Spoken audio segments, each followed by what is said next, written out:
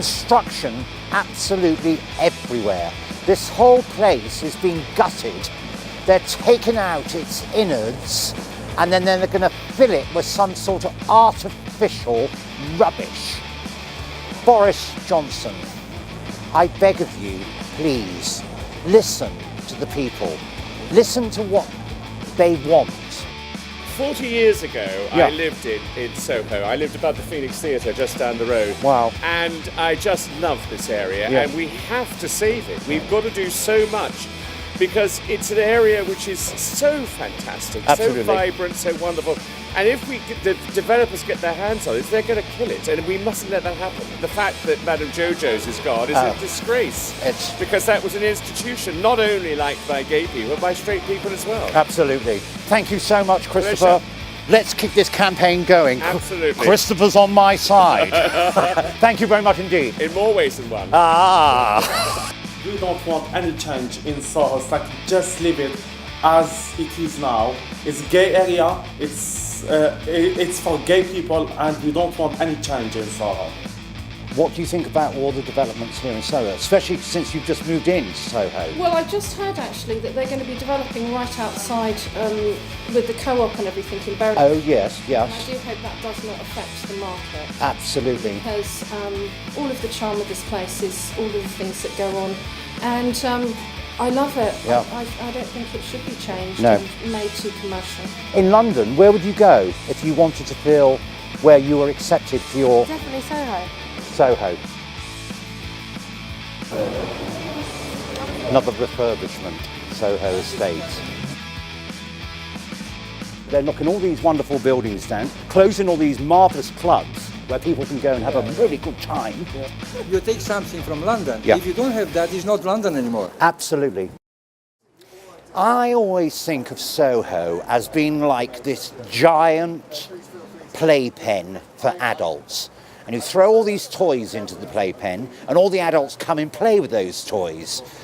Now, if it becomes family orientated, you're going to take those toys out of the playpen, aren't you? Yes?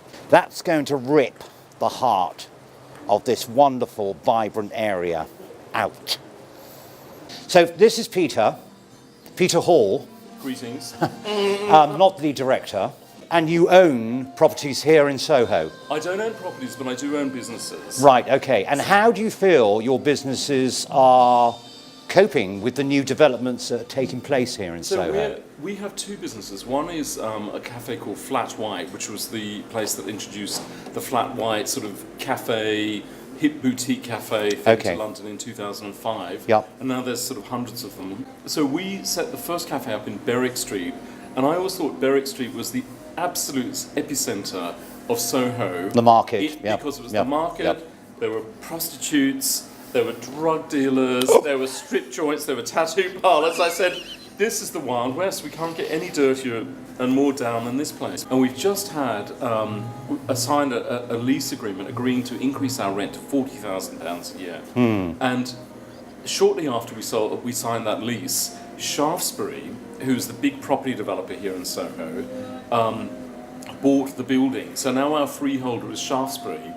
Shaftesbury I consider to be the Wall of Death. That's my other name for them. Shaftesbury Acker, the Wall of Death. Because wherever they go, life leaches out and reality leaches out. And what happens is you get chain stores and cleanliness and ever-increasing... Commercial venues. Ever-increasing rents and punters coming in to spend money at shops like Monsoon or whatever it may be, chains.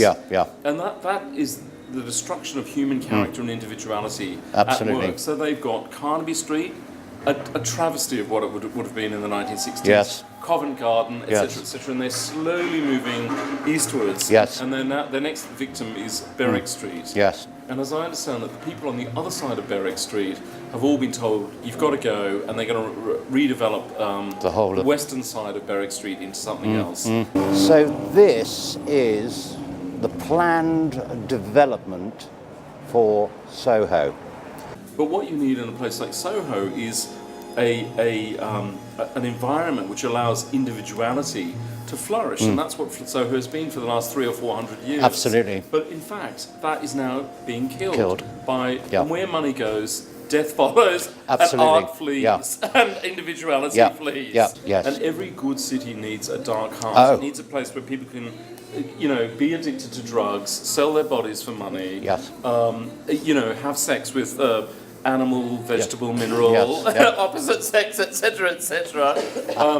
And just be themselves and express their real character and their real Absolutely. nature. Yeah, yeah. And when money comes in, they clip the ticket whenever you do something. Absolutely. So that freedom goes. Yeah. So Yeah. that's the tragedy. Yeah. If you were to buy Soho, yeah, what would you do? I think I'd have very, very low rents. That's the key to it. You've got to have very low rents so that people can experiment with their Yep. various models of doing things Yep. and trying things out. So let's have a transvestite nightclub. Yep. Great idea. Yep. Let's let it Absolutely. rip. Yep, yep. Or a shop selling rubber goods. Fantastic. Yeah. I would have opium dens in Soho. Frankly, that would be so good. I would have Reminiscences of Limehouse in the 1800s, I would say let's be real libertarians and let's people be who they really are rather than constrained by Absolutely. all these ridiculous semi-Victorian, Yeah. neo-fascist Yeah. Yes. models of human behaviour. Absolutely. Listen to him. Keep Soho alive. Let's keep it what it is. We don't need to change everything in this city. Thank you very much indeed, Peter. Thank you. A great pleasure. Yes, lovely to meet you. Thank you. Bonne chance. En chance, indeed.